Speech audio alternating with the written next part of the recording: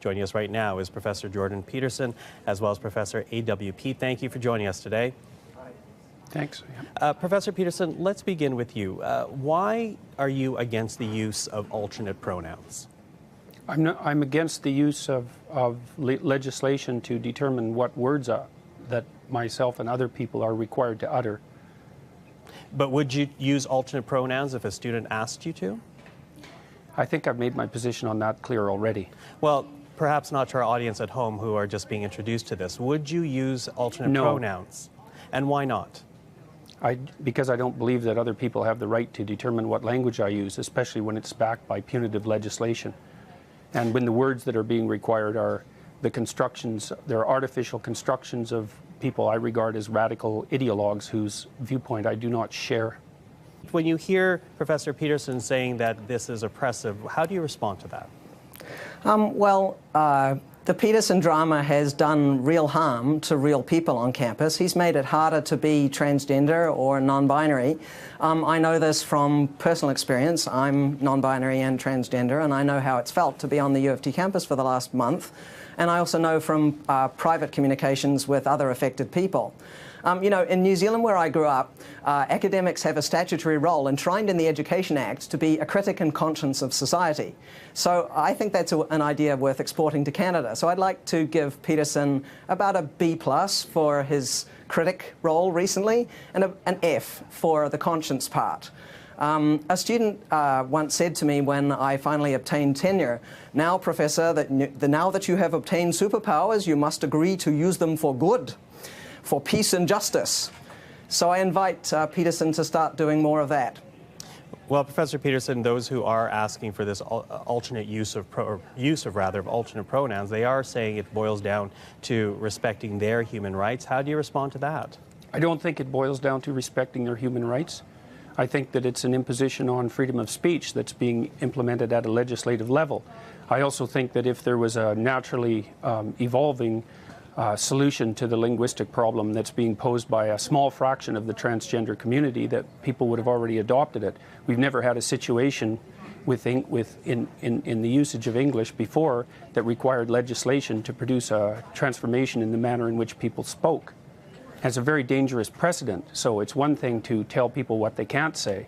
So, for example, we have legislation making it illegal to do such things as deny the Holocaust. It's a completely different thing to demand that people use certain words when they're formulating their own ideas. And I mean, it's also absurd. I mean, here's one thing that's happened that I don't believe the formulators of this legislation ever foresaw. So in New York City, for example, there are now 31 protected gender identities. And I see no reason whatsoever why each of those gender identities can't demand the use of their own pronoun. And that absurd things like that have been happening on the University of Michigan campus, for example, where students have been given permission to tell faculty members and others what pronouns they're to be addressed by, and they're multiplying rapidly out of control. So the law is bad from an ethical perspective. It's sloppily written, and besides that, the solution that it imposes is practically untenable. Well, sorry, excuse me for jumping in, but I want to bring in Professor Pete here because we did show those words to our audience at home, and perhaps the control room can show it to our audience once again. When you look at those alternate pronouns, I think it's fair to say that some people will see that at home and see that as very unwieldy, if you will. What do you say to those types of criticisms, including the one you just heard from Professor Peterson? Well, I'd like to encourage people struggling with this to be kind as their first impulse. You know, we call somebody what they want to be called in our society. For instance, I don't call somebody Julie if they prefer to be called Jordan. That's just basic human courtesy. Here's a great little tip for people who are despairing at the possibility of remembering all those pronouns. What I do is just program in the pronoun next to the person's name in my smartphone. So whenever I'm out and about and I've forgotten whether one of my trans friends uses ze or zer or they or them or something else, I just look it up and it's really super easy. One thing I'd like you to really look at in regard to this controversy is to watch out for who's getting centered in a discussion. Political correctness is code that powerful people use when they're annoyed that they're actually not the center of attention in any given discussion. And Bill C-16 is actually not about cisgender people. It's about protections for transgender people. And that's not, you know, it's not about Jordan Peterson. So, you know, we should have people learning to listen more. We have 2 ears and 1 mouth for a very good reason. When things get political, I like to ask who benefits and who gets to decide the rules of the game. So, you know, mostly with this Peterson controversy, which is really just a small drama, a tempest in a teapot, you know, he could just get over learning to program a few pronouns into his phone. By the way, I only have half a dozen or so that I actually use on an everyday basis, so it's not all that difficult. Professor Peterson, sorry, Professor Peterson, you can jump in because I think Professor Peterson wants to get in on that. Yeah, well, kindness is the excuse that social justice warriors use when they want to exercise control over what other people think and say. So, you know, if we're bandying back and forth our differences in values, you know, I would say that the highest possible value is truth, and that one of the concomitants is that we need stringent protection for freedom of speech so that we can utter the truths that we see fit. And I think that that's a value that's much higher than kindness, for example. I mean, there's lots of situations in life where kindness in the immediate present is not the appropriate way to react at all. But so, for example, when you discipline children, you often hurt their feelings in the short term so that they can learn to behave properly in the medium to long term so that their lives go well. And so this automatic assumption that the people on the social justice warrior side of the equation are motivated only by kindness when they're also clearly motivated by power is something I find completely untenable. And I don't think that Pete's solution to program my cell phone so that I can remember what names people need to be called is a reasonable solution at all. We're actually supposed to now use electronic devices to bolster our ability to speak freely in case we offend someone.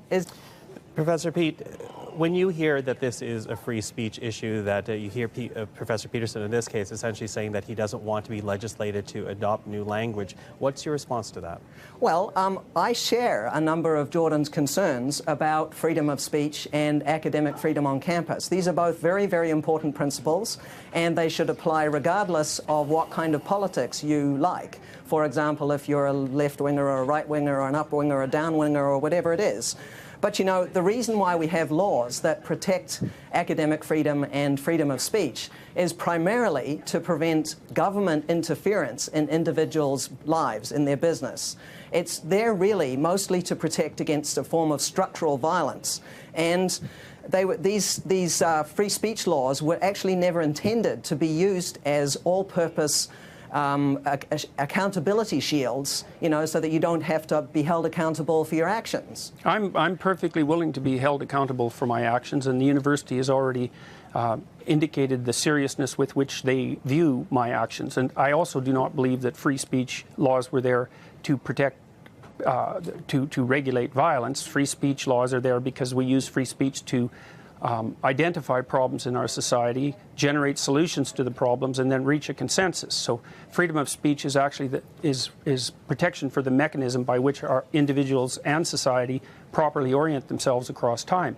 It's not even a principle. It's the fundamental method by which our societies manage to maintain the stability that they do maintain.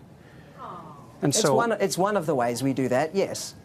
Well, I would say that it's the fundamental way. So, and I mean, I think we could have a reasonable discussion about that, but because freedom of speech is so tightly tangled up with the means by which we solve problems, I mean, I think, you know, and then I talk, but I get corrected when I speak publicly, and the fact that I'm being corrected constantly by the people that I'm speaking with helps orient my speech properly and helps orient public discussion properly.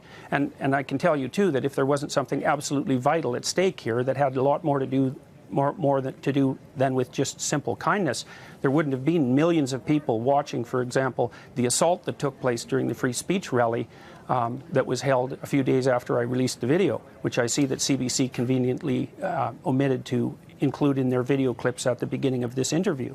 Well, Professor Peterson, we do want to thank you. We're sorry we're out of time here, but I want to thank both of you for joining us today. That is the University of Toronto professors Jordan Peterson and A.W. Pete, talking about what has become a very big controversy at the University of Toronto and beyond.